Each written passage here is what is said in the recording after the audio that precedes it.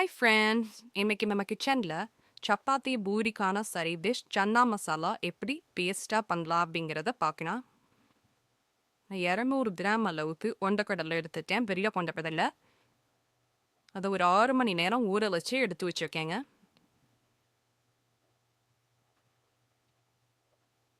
ஊற வச்சு அதை குக்கரில் உப்பு சேர்த்து ஒரு 4 விசை விட்டு வேக வச்சு எடுத்து வச்சுருக்கேன். இந்த வேக வைத்த கொண்டைக்கடலை, 2 பெரிய வெங்காயம், 2 தக்காளி இன்னும் பொடியாக கட் பண்ணி எடுத்து வச்சுருக்கேன். தாளிக்க ஒரு ஸ்பூன் சீரகம், ஒரு பிரிஞ்சி இலை, கருவேப்பிலை, 2 ஏலக்காய், ஒரு பட்டை, 2 கிராம்பு எடுத்துருக்கேன். மிளகாய்த்தூள், மல்லித்தூள், கரம் மசாலா ஒரு ஸ்பூன் எடுத்துருக்கேன். மஞ்சள் தூள், 4 பல் பூண்டு, ஒரு சின்ன கம்பி இஞ்சி எடுத்துருக்கேன். ஒரு மிக்ஸி கப்பில் 4 பல் பூண்டு, இஞ்சி இதை சேர்த்துருக்கேன். கட் பண்ணி வச்சுட்டு தக்காளியை, பாதி தக்காளியை மிக்ஸி கப்பில் சேர்க்குறேன். அதே போல் கட் பண்ணி வச்சுருக்க வெங்காயத்திலையும் பாதி வெங்காயம் மிக்ஸி ஜாரில் சேர்த்துடலாம்.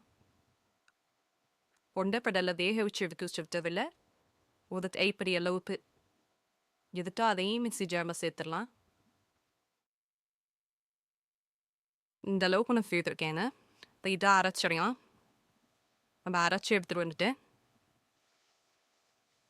தேவையான எண்ணெய், தேவையான உப்பு இதெல்லாம் எடுத்துக்கான இப்போ கடாயை அடுப்பு வச்சுட்டு எண்ணெய் ஊற்றிருக்கேன். எண்ணெய் காஞ்சி வச்சு பட்டை, கிராம்பு, ஏலக்காய் இதெல்லாம் தாளிச்சுக்கலாம்.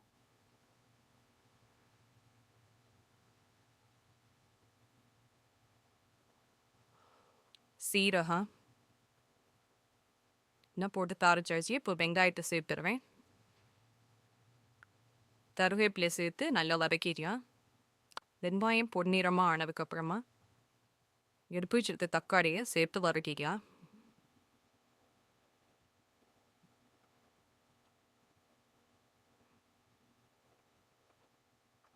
மசாலாவுக்கு தேவையான உப்பு சேர்த்துடலாம்.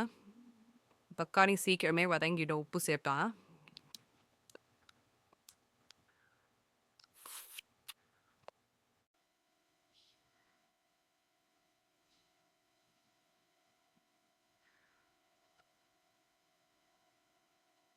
தக்காளியெல்லாம் என்ன சுருண்டு வந்துடுச்சு. இப்போ நம்ம சேர்க்க வேண்டிய பொடியெல்லாம் சேர்த்துறீங்க. மஞ்சள் தூள், கரம் மசாலா, மிளகாய் தூள், மல்லித்தூள் இதெல்லாம் சேர்த்துறீங்க. மிளகாய்த்தூள், மல்லித்தூள், கரம் மசாலா 3மே நான் 1 ஸ்பூன் எடுத்துருக்கேன்.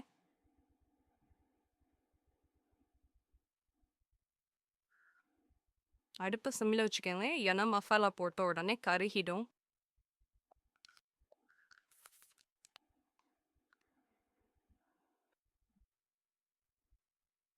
திருப்பி எந்த கொண்டவிடலையும் நான் சேர்த்துறேன்.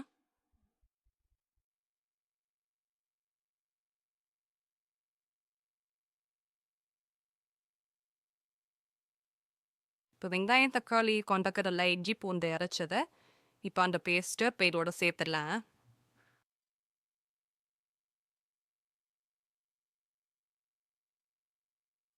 நல்லா எல்லா பக்கமும் பரம்பிட்டுருந்தேன்.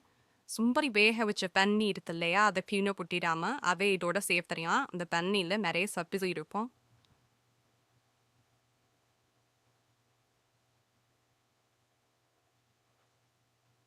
இன்னும் கொஞ்சம் தண்ணி கலம்புதியான். நமக்கு எந்த அளவு கன்சிஸ்டன்சி வேணுமோ அந்த அளவுக்கு தண்ணியை ஊற்றிக்குவான். ஏற்கனவே வேக வைக்கிற போய் உப்பு போட்டிருக்கோம். மசாலாலையும் கொஞ்சமாக உப்பு போட்டாச்சு. இப்போ தட்டை போட்டு மூடிடுச்சுன்னா ஒரு 5 நிமிஷம் வேகட்டும். மசாலா வெந்து நல்ல வாசம் வந்துட்டு பின்ன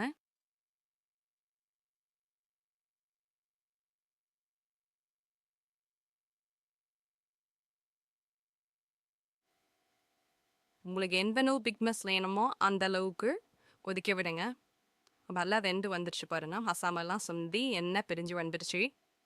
இப்போ நான் அடுக்க ஆஃப் பண்ணிடுறேன்.